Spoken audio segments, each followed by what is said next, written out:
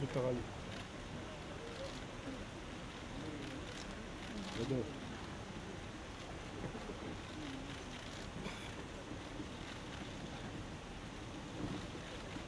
כמה שיש שם, זה הנמוך? לא יודע מה. באחורה זה מודי.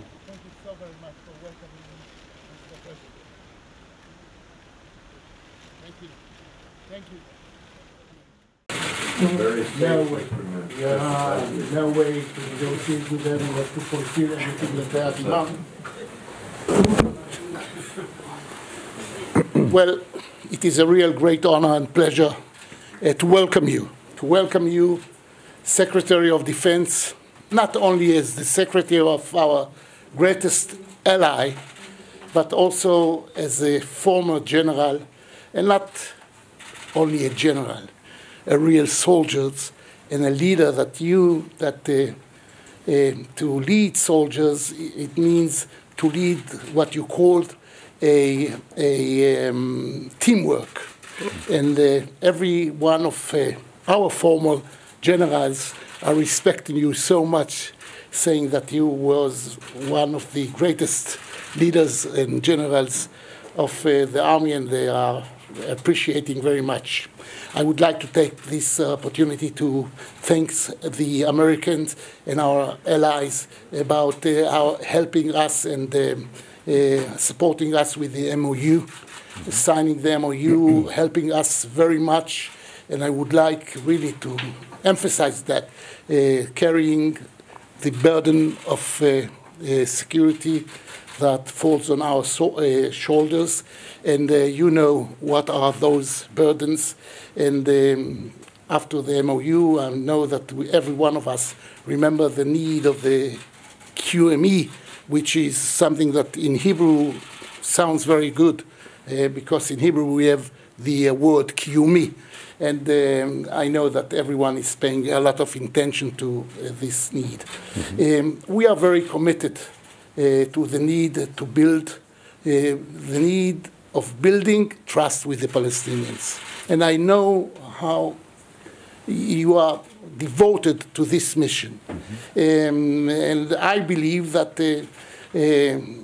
our future is to understand that we are not doomed to live together.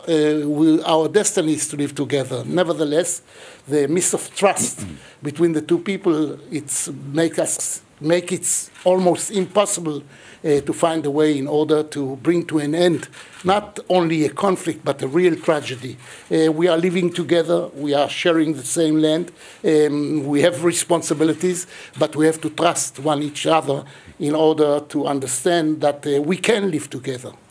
Unfortunately, for the time being, we are wasting a lot, 120 years.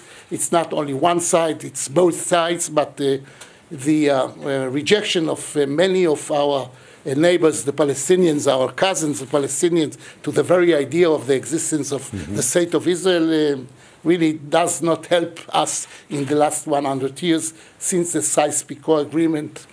But I would like to also emphasize that I'm not so sure.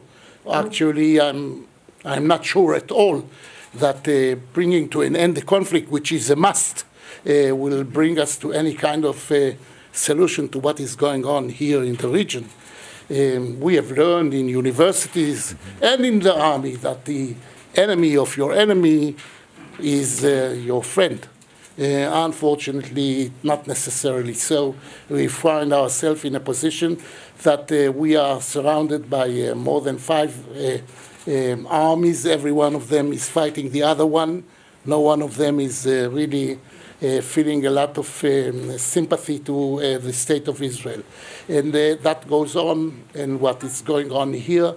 And now we have new neighbors, and the Russians, and I met President Putin, and he was talking to me saying, you are a very good friend of the Americans. I say, I confess, I admit with a lot of pride. Tell them that we are going to keep every interest that we find as necessary for us in all around the world, especially on the Black Sea. And we got to understanding about, with your knowledge, of course, about the details that we had to understand and to find a way in order to cooperate on a tactic basis in order to make it possible for all of us to be on the same Earth space when you have the SA-300. And because of that, Mr. Secretary, I would like to welcome you once again. You know that we are facing a lot of challenges, and the need to understand that in the Middle East there are no shortcuts. No shortcuts. Every challenge is an opportunity. Nevertheless, some of the challenges should be handled. I would like to thank the former President Obama and President Trump about the understanding of the needs of Israel, and we are looking forward. And we are looking forward, knowing that we have a great friend in the Pentagon and in the administration, and we welcome you from the bottom of our heart. Thank you so very much. Well, thank you, Mr. President, for making time. I know how busy you are, but it's an honor and a privilege to be here, the first member of the new administration's cabinet to visit Israel. We are committed to Israel's defense. We support Israel's internal security and Israel's external security. Obviously, the week before the Holocaust Remembrance Time, it's important we all remind ourselves if good people don't band together and work together across all religious and all ethnic lines, then bad people can dominate, and we're not going to allow it. We're going to work very, very closely. My view is that relationships do not stay the same. They either get better or they get weaker.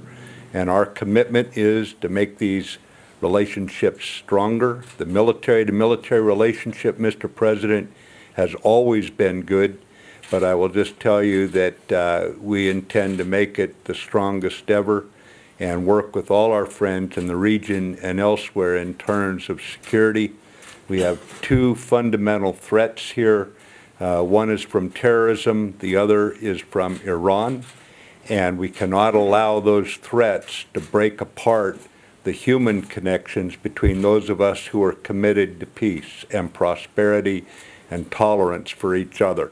And we have seen new challenges arise, but as you point out, there are new opportunities, Mr. President, and we'll work together with you and other like-minded nations. We're not alone in how we look at terrorists. We're not alone how we look at Iran's problems.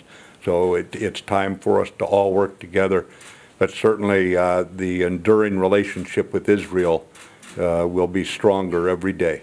But thank you again for the very warm welcome, Mr. President. God bless you. God bless America.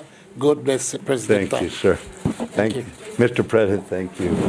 Very kind of you.